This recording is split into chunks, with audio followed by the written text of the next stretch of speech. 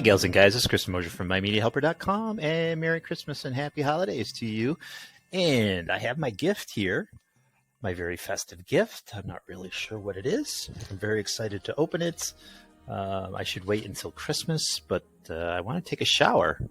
And I'm not sure whatever's under this is going to survive with the water. So I'm just going to open it early, and let's see what's inside. I'm curious to... Oh, God. Look at that. It's a boot. It's das Boot. It's das Boot. All right, enough of that boot. Here's the boot. That's my Christmas present. We can put that away. I don't think I need it anymore. I can actually walk today. I can walk today. The only thing is I can't find my hat. So you're going to have to put up with my messy hair. Anyways, we're not here for that. We're here for Christmas movie reviews. So we're doing YouTube today, and I can probably walk downstairs and get my Christmas hat in a couple days. So maybe by the last video, I can get my Christmas hat. We'll see what happens. All right, let's check out 5 YouTube Christmas obscure movies. Let's do it.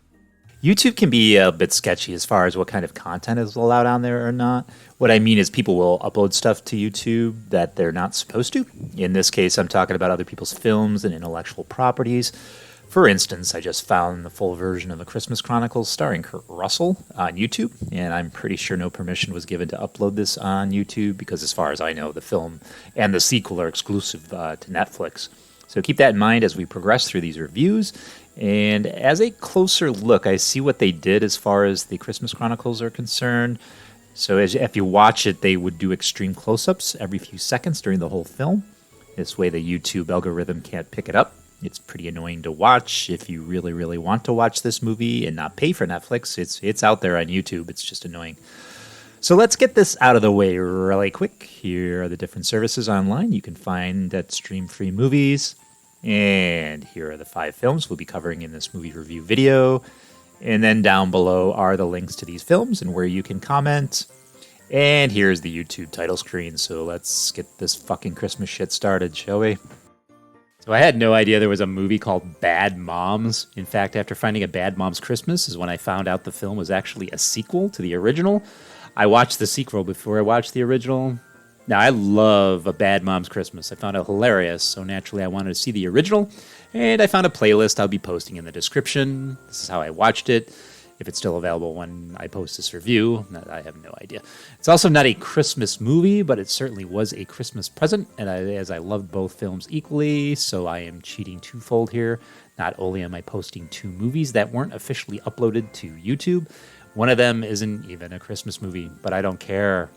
The second one is, for that fact alone, and Bad Moms being a prequel to A Bad Mom's Christmas, I am now putting them together in one long epic and deeming it the Bad Moms Dilogy. Dilogy? That's like a trilogy, but with only 2 movies. Bad Moms is a 2016 American comedy film directed and written by John Lucas and Scott Moore, and the film stars an ensemble cast that includes Mila Kunis, Kristen Bell, Catherine Hahn, Jay Hernandez, Annie Momola, Jade Pickett-Smith, and Christina Applegate. Principal photography began on January 11th of 2016 in New Orleans, and the film premiered on July 19th of 2016 in New York City and was theatrically released on July 29th of 2016 by STX Entertainment. It received mixed reviews from critics and grossed over $183 million worldwide, becoming the first film from STX to gross $100 million domestically. A sequel titled A Bad Mom's Christmas was released on November 1st of 2017. The link in the description is going to take you to a playlist. Just start with the first video and it will seamlessly play the whole string. You can't really tell. They broke up the film into parts to fool the YouTube algorithm into not flagging it, and apparently no one has reported the film as of yet. So enjoy it as long as it's up, as it may not remain that way. And as far as my review, I found myself laughing out loud through this film. That's not an easy task. I don't normally laugh out loud like a fool when I watch a movie, even if it's supposed to be a comedy. This movie cracked me the fuck up. I loved it.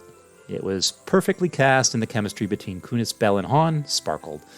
I was a pretty big Christine Bell fan from the television show Veronica Mars. Although this wasn't a Christmas movie, as mentioned, there was a reason I put it on this list. And that reason is for our next movie, A Bad Mom's Christmas. This is not an official upload of this movie, posted on October 29th of 2021. I'm not sure how long this film will be viewable until YouTube decides to take it down. The subtitles throughout the film are in Spanish with the original English dialogue. I'm surprised it's been up this long and may not still be up the time I post this review, but you can rent it from most services for like $2.99 or watch it at no cost as long as you already subscribe to Netflix. With all that, let's get into the film. A Mom's Christmas is a 2017 American Christmas comedy film written and directed by John Lucas and Scott Moore. It is a sequel to the 2016 film Bad Moms, and the plot follows the three moms from the first film dealing with their mothers visiting during the Christmas holiday. The film was released in the United States on November 1st of 2017 and grossed over $130 million. Again, it received mixed reviews with criticism aimed at the thin story and raunchiness. This is the best part, is the raunchiness. In April 2019, it was announced that a sequel was developed called Bad Moms Moms, spotlighting the characters portrayed by Susan Sarandon, Christine Barriston, and Cheryl Hines. October 2016, STX Entertainment also announced a spin-off film titled Bad Dads and set a release date for July 14th, 2017. However, by December 2020, the film seems to have been delayed with a new release date not set, and I'm actually doing the audio for this November 14th of 2022, and none of those films have happened, so who knows what's going to happen. But the two movies mentioned, A Bad Mom's Christmas, they were both funny. I loved them. Yes, raunchy, but funny, so check them out. Uninvited for the Holidays, and this was just released about a week ago. It's about a new age family Christmas comedy. A fish out of water story meets Home Alone, or at least that's what they say. Sorry, comparing this movie to Home Alone is like comparing the Love Boat to the Titanic. One being a fun television show from the 80s, and the other being a terrible movie some 40 years later. The plot revolves around a thief being hunted by some kind of mob boss, and in his flight takes a widowed father and his annoying brats hostage for the holidays. From there, the decisions that any of these characters make totally defy any type of logic. All right, I'm going to dump on this movie, and I'm going to dump on this movie hard. If you are incapable of looking at your movie creation objectively and unable to see the obvious flaws, that's on you. You release your creation to the world, and that's also on you. And my review of this terrible movie is also on you, as I never told you to release it to the general public. You decided to do that, not me. Here's another movie with great potential, but just too much bad was weighing it down, from motivations of the characters to the bad child acting and a stereotypical, and can I add extremely stupid ending. As I watch this crap fest wrapped in 100-year-old newspaper, I'm commenting in my head on how this father, who has been kidnapped in his own home with his two children, could approach his kidnapper. So the way they approached it made zero sense. The father had ample opportunities to call the police or reach out to resolve the situation. So right there, the father's an idiot and just generally a terrible father. Give a motivation for the father not wanting to reach out to the authorities. Have a discussion where it can emphasize with the character. It'd be a very pertinent discussion about putting his children in danger. Perhaps the gun the kidnapper had was fake, and the father discovers this but doesn't let the kidnapper know. I mean, there are a million ways that this could have been approached that didn't make the father or the kidnapper look like a douchebag. The ending of this film was most fucking terrible.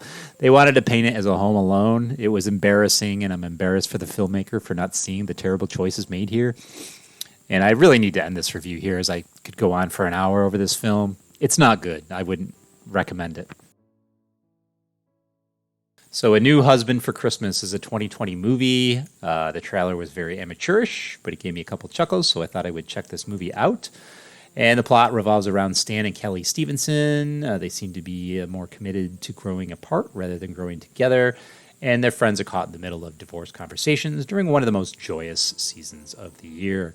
This is based on a play from 2013 called Marriage Works If You Work It.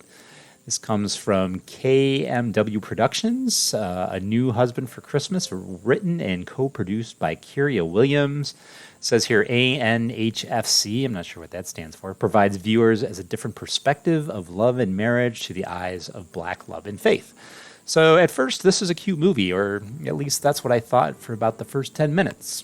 And I should probably say this was a cute movie, but then they started throwing out the word Jesus all over the place. Who is the target audience for these movies? Do religious people honestly need to hear the word Jesus every 15 fucking seconds in their movies?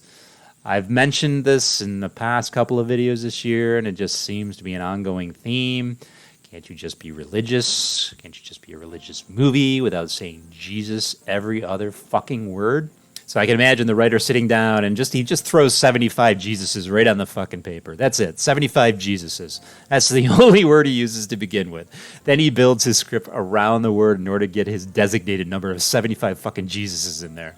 Jesus Christ. It's a very low budget, and you can tell when watching it. What propelled it was the acting quality. I thought this was going to be a time when a very low budget and inexpensive looking movie turned into something extraordinary, and that fucking Jesus word kept hitting me. The first couple of times was fine. Then about 5 Jesuses in, I knew what this movie was going to turn into. And then it came 10 Jesuses later. I just sucked it up and watched the rest. And they already lured me in, stagged me, and now I'm stuck watching the rest of this piece of shit. I was not a happy camper. Too many Jesuses. Now, I'm not black, and I'm not religious, and I'm not a woman. So I'm most definitely not the target audience here. In fact, I'm way over on the other end of the spectrum. With that said, I also know what makes a good quality movie, and this isn't it.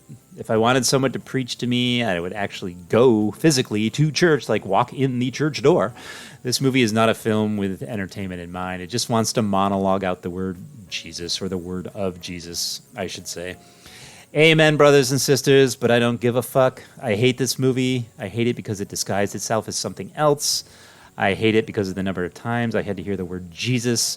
I hate this movie for the potential it had. Fuck your movie. Fuck you from the bottom of my dark holiday heart. All right, Tiny Tim's from 2020, a wacky Christmas comedy set in L.A. about a father and son running a rickety used car lot facing foreclosure. The old man and his boy are left over from a bygone era of Americana. A heartwarming story about relationships, the law of reciprocity. I don't know. Reciprocity of a relationship is the mutual exchange of energy and support between partners. That's what I get when I rip off Wikipedia. All right, reciprocity and how true love conquers all. Andy Dick, my buddy Andy Dick, is in this movie. Somehow I watched 2 movies this Christmas season that Dick was in. Do you know how people try to avoid getting COVID or the Black Plague, chickenpox, the mumps, measles? That's how I feel about Andy Dick. I can't stand the guy. He's not remotely funny, and somehow I watched 2 watchable movies with him in it. It's like getting COVID and then a month after getting it again. And thankfully, even knowing this talentless hack, should I use hack? It's a tired word, but I'll use it. Even knowing Dick is in these 2 films, they're both still watchable. I can't stand Andy Dick. Oh, God. Anyways, Tiny Tim's is a peculiar comedy. It's weird and strange, and I actually enjoyed it. After the last 2 movies I just reviewed, I couldn't help not to like it. Look, I review movies based on how I know movies are put together and their entertainment value.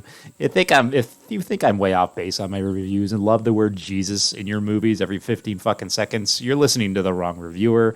If you can chuckle over this movie, over Tiny Tim's, then over it's just sheer stupidity, then we're both on the same page. I think I was supposed to be saying the same page. I think I cut myself a little early there. So anyways, if you want, Chris, YouTube's a little more touchy. So I don't think I'm going to do YouTube anymore just because it's touchy on how to find these films. So you can go here and there should be free primetime movies. You can just click here. It looks like they changed them up a little bit. So free with ads. So you can go through and see, any movies, right? It doesn't have to be Christmas movies. And then usually what I do is free Christmas movie search. And then, it's touch and go with YouTube. And, it's a lot. Here's the one I mentioned before. Here's the Christmas Chronicles where they keeps doing close-ups like every 5 seconds. If I can show you. See, there's close-ups. Close-ups. So that's how they get away with not being branded on there, not being hit on there. Home Alone's on there. I don't even know if a lot of these movies are supposed to be on there. See what you can find. All right, gals and guys, this is what I have as far as YouTube is concerned. I think I'm done with YouTube. And as far as me talking about the Jesus and religious movies and then just being very extremely mad at some movies or giving them a really, not mad at all, giving them really, really bad reviews is to the fact that they had so much potential. And that's why they get bad reviews, because they had potential. There's so much good about them. And they destroy the good of them, and I get frustrated at them because they could be good with some work. So if I'm hard on you, it's because you had really great potential. If I make fun of you, then you don't have any potential. You're just a stupid movie. It's true. And then religious movies, I don't mind religious movies. I really don't. I don't have a problem with religion or religious movies at all. It's just seriously, I don't need to hear Jesus, and I don't think your normal religious person needs to hear Jesus every 15 fucking seconds. Anyways, it's getting hot in here. I think I turned the heat on too much. It's snowing outside. All right, gals and guys, I'll see you tomorrow. Please subscribe if you could, and hit the thumbs up, and share, and hit the bell. And we'll do it again tomorrow. All right, bye-bye.